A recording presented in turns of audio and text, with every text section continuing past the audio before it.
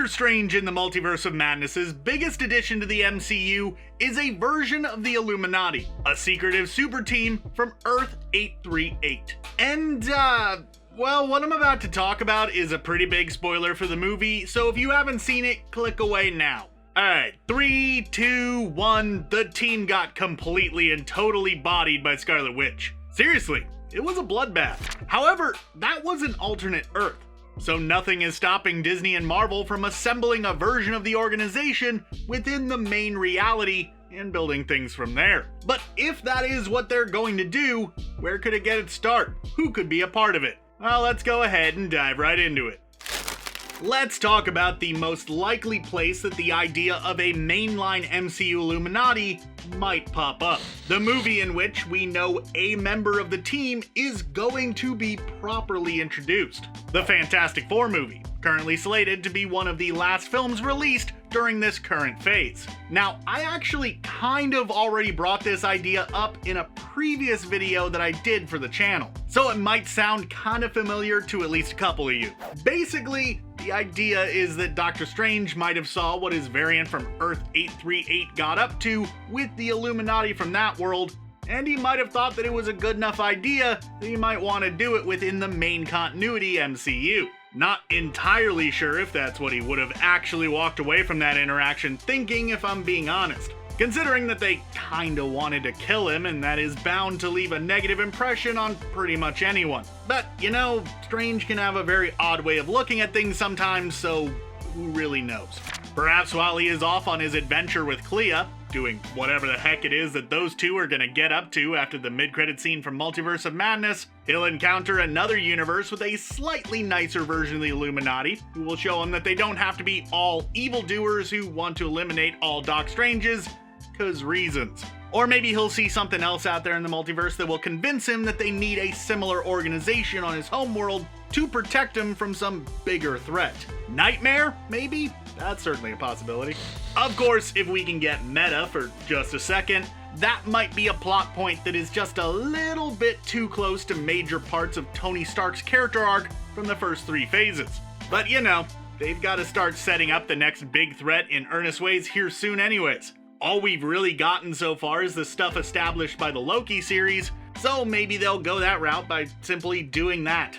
And who would make the most sense to be the person that Strange could turn to as the first member of the crew? The man who was introduced to him as the smartest man alive. Obviously. I mean, that's a pretty impressive title to have. And if anyone's gonna know how to properly organize and recruit for a secret organization of superheroes who decide the fate of the entire world, someone called the smartest man alive would probably be pretty qualified to do so. Actually, you know, now that I think about it, there is someone who would make a little bit more logical sense to be the first person that he turns to, but he'll take a little bit more setup within the MCU. Listen, we all know that the X-Men are coming to the Marvel Cinematic Universe eventually. And if you didn't know that, now you do, because it is happening. It just might be a while. At least if Marvel Studios head Kevin Feige is to be believed, since he said that it's gonna be at least next phase before any of that development even begins. Which more than likely means we aren't going to see Professor Charles Xavier popping up anywhere else within Phase 4. At least not in any sort of major capacity. Though, now that they've kinda broken the seal as it were, they could very easily start sprinkling in little bits and connections to the mutants here and there, without causing the entire internet to explode from sheer excitement. So we could very well start seeing more and more mutants leading up to the actual X-Men film. Maybe even some of the main core characters could have cameos here or there. I could very easily see someone like Logan popping up in Blade, for example. I think that would work out pretty well. Xavier, though, is one that I assume the studio is gonna save for that main X-Men movie, given that he is the linchpin of that group. So that alone should probably be enough to show you that if we do get a main reality MCU version of the Illuminati, it either won't be anytime soon, or I guess it could just not include Professor X on the roster. Could instead include Beast, I guess, since he was on the roster in the comics, but it would make sense for Xavier to be a member of the team, and not just because he was in the comics. If my idea is correct, and Strange is the one who sets out to assemble the team himself, he'd naturally want to include the one man whose 838 version was actually supportive and didn't just want to kill him with no questions asked. Of course, that is assuming that Strange wants to put the group together at all. I could very much see a future plot being Strange trying to stop the team from coming together under the leadership of someone else. Maybe Mordo will convince the other members that he's actually a pretty good guy, and he'll try to use the combined might of the Illuminati to try to crush all of the sorcerers around the world. That last part kinda seems like a stretch, but hey, this video is like 80% educated speculation, so I figured I might as well throw it in there. You know, just in case. Of course, there is nothing saying that we have to keep this hypothetical MCU Illuminati to just the members that we saw in the 838 version. And since I just rambled on about mutants for a hot minute, I figured now would be a good time to bring up Namor the Submariner. For those few of you in the audience who don't know who that is, allow me to give you a very, very brief primer on Namor. In a nutshell, Namor is basically Marvel's version of Aquaman. He's the king of Atlantis, possesses the ability to breathe underwater, and can even communicate with sea life via telepathy. He can also do other things like flying and what have you, but you get the basics of what he's capable of. I guess, by the way, it would be more appropriate to call Aquaman the DC version of Namor, since Namor debuted a couple of years before the Justice League mainstay, but that's really just splitting hairs and not all that important right now. Now, people have been discussing when and where we might see Namor spring up in the MCU, basically since the very beginning. And we've gotten a couple of hints and references to him here or there that have done quite a bit to stoke the fires of speculation. In Iron Man 2, for example, we caught a brief glimpse of a map that Fury had hung up that seemed to have markers pointing at the general locations of enhanced individuals. Among them was one smack dab in the middle of the Atlantic Ocean. While sure, that could have very easily just been someone living on an island or something like that, the implication here is that that was the location of Atlantis. Beyond the kind of small Easter egg stuff though, there hasn't really been anything overtly concrete. But that might change, as many rumors are saying that he may just be making his big screen debut in the sequel to the Black Panther solo film, Black Panther: Wakanda Forever. That would be a logical place to have Namor appear, as the close proximity of Atlantis to the African coastline has often caused the nations of Wakanda and Atlantis to interact with each other, often in rather hostile ways.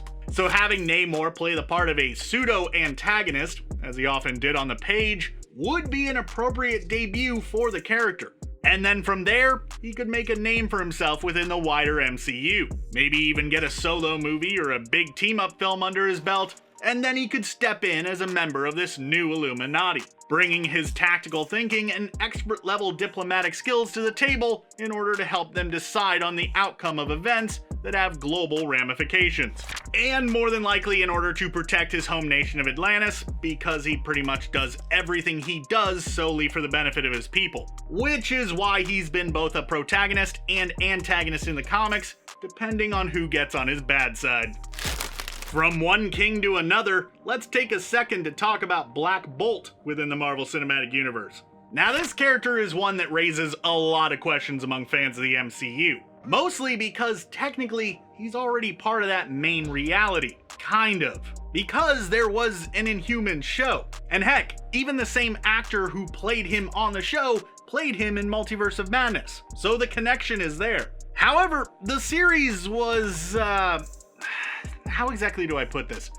Not good. And as such, it wasn't exactly received well by viewers, only lasting for a single season before getting the axe. Of course, the fact that it's a Marvel television property at all already kind of makes the canonicity of it questionable even before you bring in the quality of it. The MCU as a whole hasn't exactly been too kind to its shows, and outside of the very rare reference here or there, they largely ignore them. Heck, even Agents of S.H.I.E.L.D., a show that managed to last for multiple seasons and did pretty well with audiences, hasn't been made 100% canon to the movies. They even straight up contradicted the show with both WandaVision and Multiverse of Madness, just by simply including the Darkhold, which didn't look at all like its Marvel TV counterpart.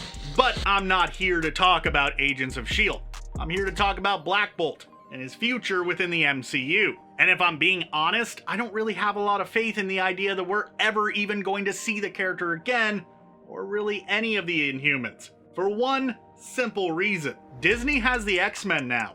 When it comes down to it, the Inhumans are often treated by Marvel as sort of diet mutants. They fill roughly the same niche as them, and a lot of their stories would work if you just swap them out for the X-Men or some other similar mutant group. In fact, Disney and Marvel made the Inhuman series because they weren't sure if they were ever going to be able to include the mutants within the MCU. For at the time, 20th Century Fox owned the film rights to them, and weren't at that point owned by the House of Mouse. So Multiverse of Madness might be Black Bolt's only appearance on the big screen, at least for a long while. It wouldn't surprise me at all to see the Inhumans brought back into the cinematic fold in the future. But with the X-Men on the not-so-distant horizon, I can't imagine that Disney and Marvel will want such a similar group of individuals hanging around as well. So if Black Bolt does ever come back, it'll be well after all the hype from the mutants has died down. Meaning that if the Illuminati is going to show up in the meantime, they're gonna have to do it without the keeper of the Terrigen Mists.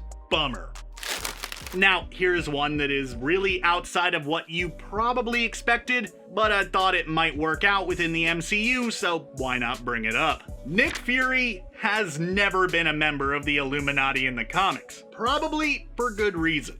He's usually the kind of guy who kind of does things on his own for his own reasons. However, when I think about secrets and secret organizations within Marvel, Nick Fury is the first man who comes to mind. And with a Nick Fury-centered series on the horizon, that could be a place where Disney and Marvel might want to start planting some seeds for a future mainline reality version of the Illuminati. Since Secret Invasion is on the docket, it is worth pointing out that the Illuminati had at least a little bit of an impact on several Kree and Skrull related plotlines. I mean, they were founded because of the threat posed to Earth during the Kree-Skrull War, so having them be the result of Secret Invasion would be quite appropriate, all things considered. And maybe Nick Fury will be the one who brings them together, or maybe someone else will in the wake of what happens in his solo series. It's about as plausible of an idea as pretty much any of the others that anyone else had proposed, so I think it's a good one to go with. Finally, I figured I should dedicate at least a portion of this video to talking about the very real possibility that this might all be complete and total bull snot, and we might not ever get another version of the Illuminati within the Marvel Cinematic Universe. Marvel has, at least so far, shown us that they're not really big fans of repeating themselves, unlike some other Disney-owned properties that I'm not going to mention. Usually when they use a concept or storyline, that's it. We aren't going to see it redone in any other way. So since they already showed us a version of the Illuminati, even if it was one from an alternate Earth, that could very well just mean that that's all we're gonna get. But here's the thing that I really want you to ask yourself though. If we do indeed never see this team again within the main continuity, would we really be losing that much? While they've played a part in a ton of different story arcs across the years, including a few major ones such as the aforementioned Secret Invasion, World War Hulk, and Dark Reign, they weren't absolutely essential in most of them. The one that is often brought up is World War Hulk. That is one in which they were directly responsible for the conflict, as everything was going down in that story because they chose to exile Hulk into space. And when he came back, he was rightly a little peeved. And it is certainly a story that people have wanted to see get adapted. As far as Hulk-focused stories go, it's easily one of the biggest fan favorites. However, considering the fact that Hulk solo movies aren't really a thing that the MCU does, instead relegating old Jolly Green to supporting roles within other people's movies, due to a ton of factors involving studio politics and such, I don't really see that story ever making its way into theaters. Maybe we don't need the Illuminati at all, and maybe we'll never see them all together like that again. There's just so many other stories and so many other groups that the MCU could turn to fill in that gap. And whether or not we ever see the Illuminati again, we MCU fans are probably going to be alright. I for one am just happy that we got them at all, even if they did get butchered within about 10 minutes of showing up. Okay, alright, that's a little unfair. It was at least 15. 12? Somewhere around there. Hey there everybody, I'm John Aljets. I made this video and I want to know what you think. Where do you think the Illuminati could come together in the future? Be sure to let me know your thoughts down in the comments below, or go ahead and shoot me a response over on Twitter. I'd love to hear from you. Thanks for watching, and be sure to subscribe to CBR for more great videos just like this in the future.